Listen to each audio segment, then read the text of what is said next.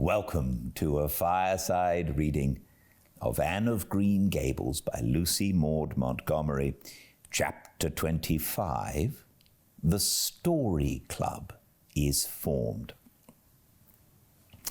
Junior Avonlea found it hard to settle down to humdrum existence again. To Anne in particular, things seemed fearfully flat, stale, and unprofitable after the goblet of excitement she had been sipping for weeks. Could she go back to the former quiet pleasures of those faraway days before the concert? At first, as she told Diana, she did not really think she could. "I'm positively certain, Diana, that life can never be quite the same again as it was in those olden days," she said mournfully, as if referring to a period of at least 50 years back. "Perhaps after a while I'll get used to it, but I'm afraid concerts spoil people for everyday life. I suppose that's why Marilla disapproves of them. Marilla is such a sensible woman. It must be a great deal better to be sensible.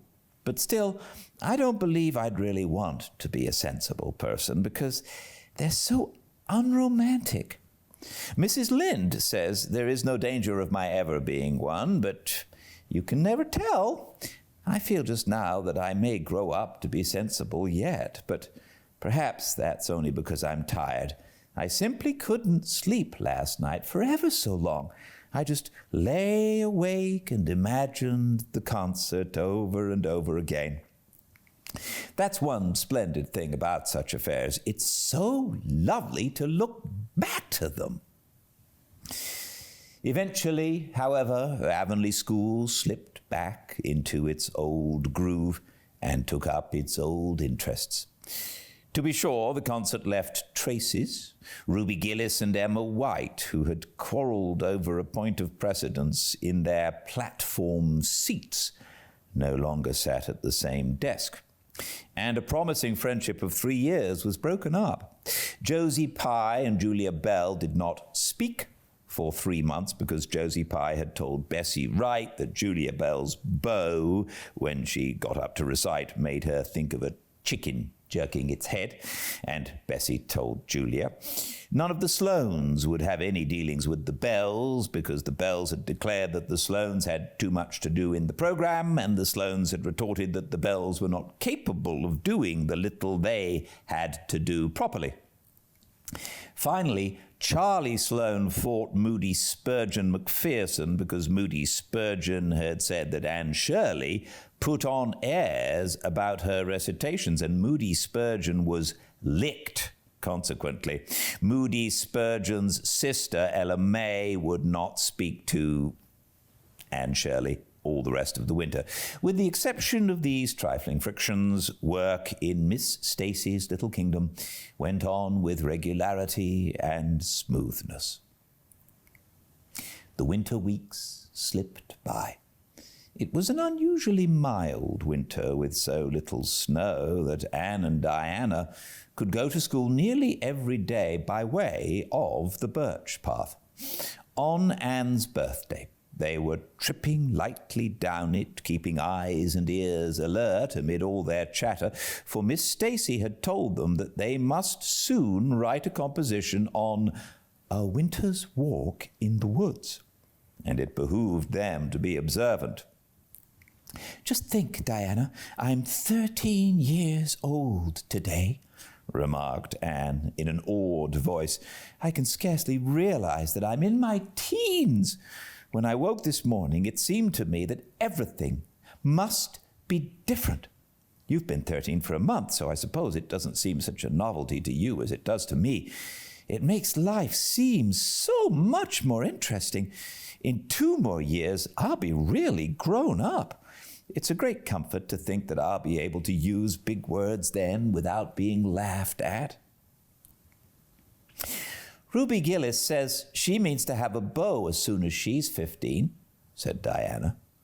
"Ruby Gillis thinks of nothing but beaux," said Anne disdainfully. "She's actually delighted when anyone writes her name up in a take notice, for all she pretends to be so mad. But I'm afraid that is uncharitable speech. Mrs. Allen says we should never make uncharitable speeches. But they do slip out so often before you think, don't they? I simply can't talk about Josie Pye without making an uncharitable speech, so I never mention her at all. You may have noticed that. I'm trying to be as much like Mrs. Allen as I possibly can, for I think she's perfect. Mr. Allen thinks so too.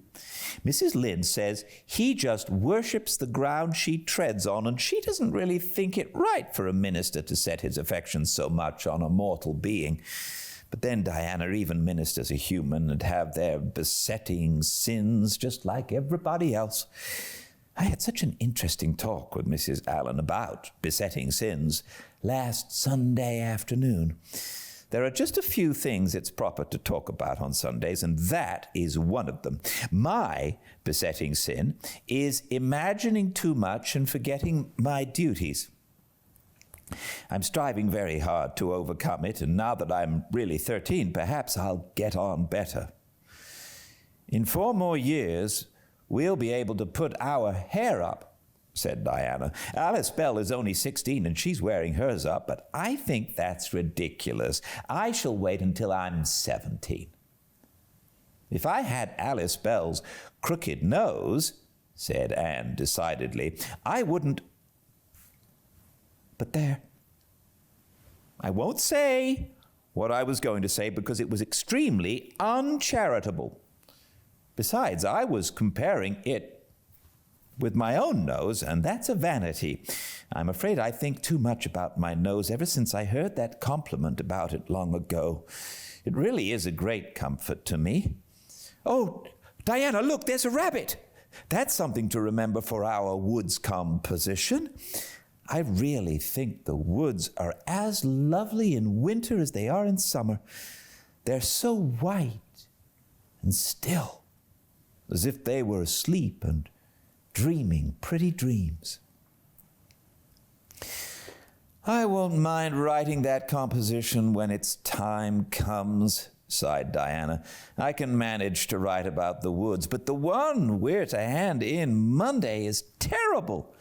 The idea of Miss Stacy telling us to write a story out of our own heads?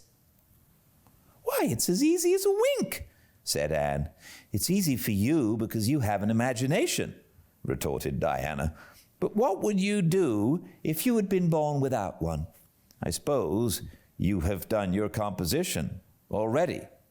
Anne nodded, trying hard not to look virtuously complacent and failing miserably. I wrote it last Monday evening. It's called The Jealous Rival, or In Death Not Divided. I read it to Marilla, and she said it was stuff and nonsense. Then I read it to Matthew, and he said it was fine. That is the kind of critic I like. It's a sad, sweet story. I just cried like a child while I was writing it. It's about 2 beautiful maidens called Cordelia Montmorency and Geraldine Seymour, who lived in the same village and were devotedly attached to each other. Cordelia was a regal brunette with a coronet of midnight hair and duskly, flashing eyes. Geraldine was a queenly blonde with hair like spun gold and velvety purple eyes. I never saw anybody with purple eyes, said Diana dubiously. Neither did I. I just imagined them. I wanted something out of the common. Geraldine had an alabaster brow, too. I found out what an alabaster brow is. That is one of the advantages of being 13. You know so much more than you did when you were only 12. Well, what became of Cordelia and Geraldine? Asked Diana, who was beginning to feel rather interested in their fate. They grew in beauty side by side until they were 16. Then Bertram de Vere came to their native village and fell in love with the fair Geraldine. He saved her life when her horse ran away with her in a carriage, and she fainted in his arms, and he carried her home 3 miles, because you understand the carriage was all smashed up. I found it rather hard to imagine the proposal because I had no experience to go by. I asked Ruby Gillis if she knew anything about how men proposed because I thought she'd likely be an authority on the subject, having so many sisters married. Ruby told me she was hid in the hall pantry when Malcolm Andrus proposed to her sister Sarah. She said Malcolm told Susan that his dad had given him the farm in his own name and then said, "What do you say, darling pet, if we get hitched this fall?" And Susan said, "Yes, no, I don't know, let me see." And there they were, engaged as quick as that. But I didn't think that sort of a proposal was a very romantic one, so in the end, I had to imagine it out as well as I could. I made it very flowery and poetical, and Bertram went on his knees, although Ruby Gillis says it isn't done nowadays. Geraldine accepted him in a speech a page long. I can tell you, I took a lot of trouble with that speech. I rewrote it 5 times, and I look upon it as my masterpiece. Bertram gave her a diamond ring and a ruby necklace and told her they would go to Europe for a wedding tour, for he was immensely wealthy. But then, alas, shadows began to darken over their path. Cordelia was secretly in love with Bertram herself, and when Geraldine told her about the engagement, she was simply furious, especially when she saw the necklace and the diamond ring. All her affection for Geraldine turned to bitter hate, and she vowed that she would never marry Bertram. But she pretended to be Geraldine's friend, the same as ever.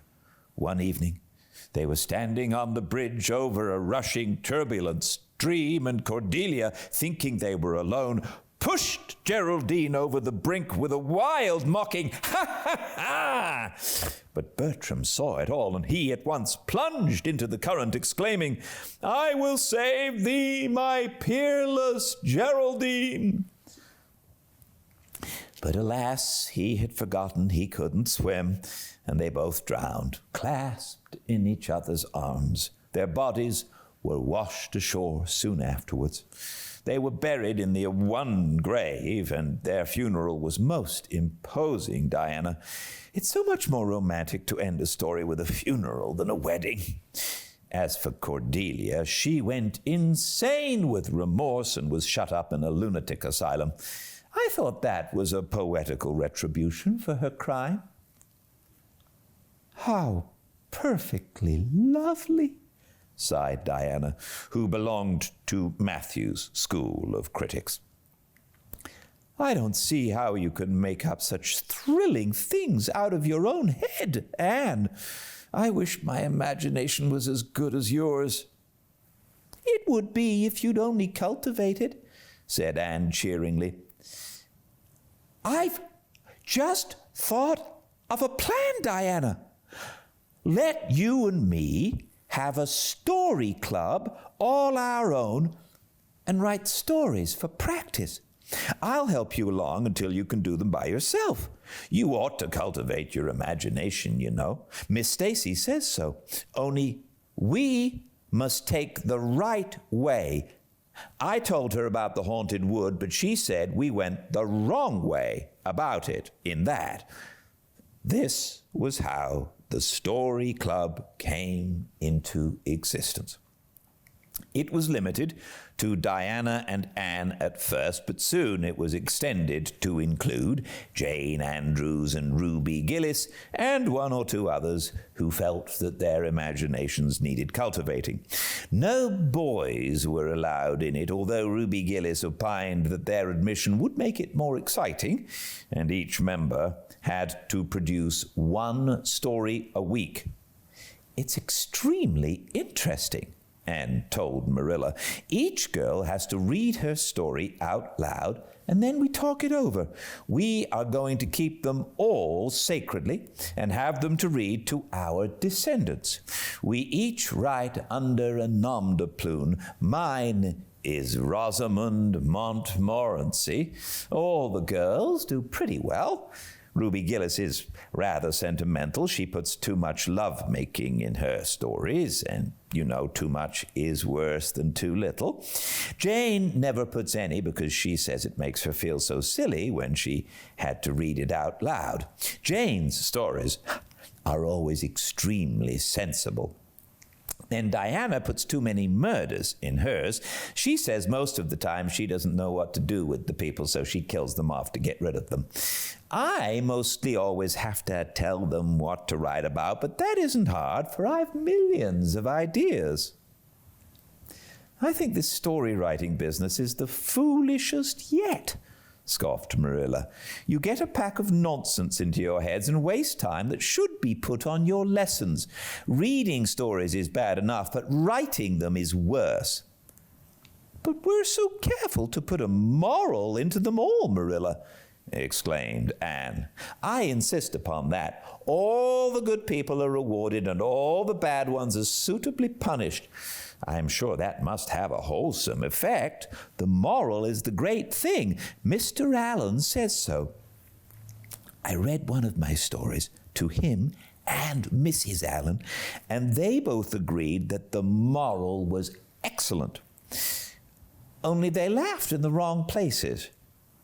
I like it better when people cry. Jane and Ruby almost always cry when I come to the pathetic parts.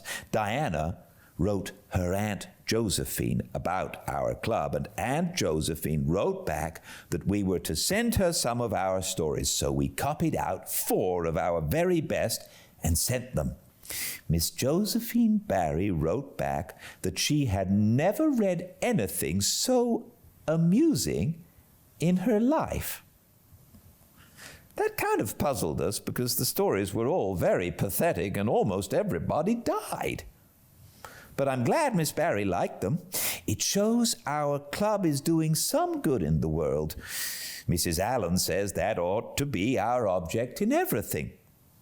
I do really try to make it my object, but I forget so often when I'm having fun. I hope I shall be a little like Mrs. Allen when I grow up. Do you think there's any prospect in that, Marilla? I shouldn't say there was a great deal, was Marilla's encouraging answer. I'm sure Mrs. Allen was never such a silly, forgetful little girl as you are. No, but she wasn't always so good as she is now either, said Anne seriously. She told me so herself. That is, she said she was a dreadful mischief when she was a girl and was always getting into scrapes. I felt so encouraged when I heard that. Is it very wicked of me, Marilla, to feel encouraged when I hear that other people have been bad and mischievous? Mrs. Lynde says it is. Mrs. Lynde says she always feels shocked when she hears of anyone ever having been naughty, no matter how small they were. Mrs. Lynde says she once heard a minister confess that when he was a boy, he stole a strawberry tart out of his aunt's pantry, and she never had any respect for that minister again. Now, I wouldn't have felt that way. I'd have thought that it was real noble of him to confess it, and I'd have thought what an encouraging thing it would be for small boys nowadays who do naughty things and are sorry for them to know that perhaps they may grow up to be ministers in spite of it. That's how I'd feel, Marilla. The way I feel at present, Anne, said Marilla, is that it's high time you had those dishes washed. You've taken half an hour longer than you should with all your chattering. Learn to work first and talk afterwards. Golly, I can't wait to see whether, when I look at the feed, whether you heard me. My name is Gildart Jackson, and this has been Fireside Reading. Every day, I sit in front of the fire and read a chapter or two of a lovely old book at Fireside Reading on Instagram, at 5 Pacific. And all the chapters I upload to the YouTube channel, Fireside Reading. So if you'd like, please subscribe and like and comment. I certainly like receiving those. Until I see you all again, please be very well. Good night.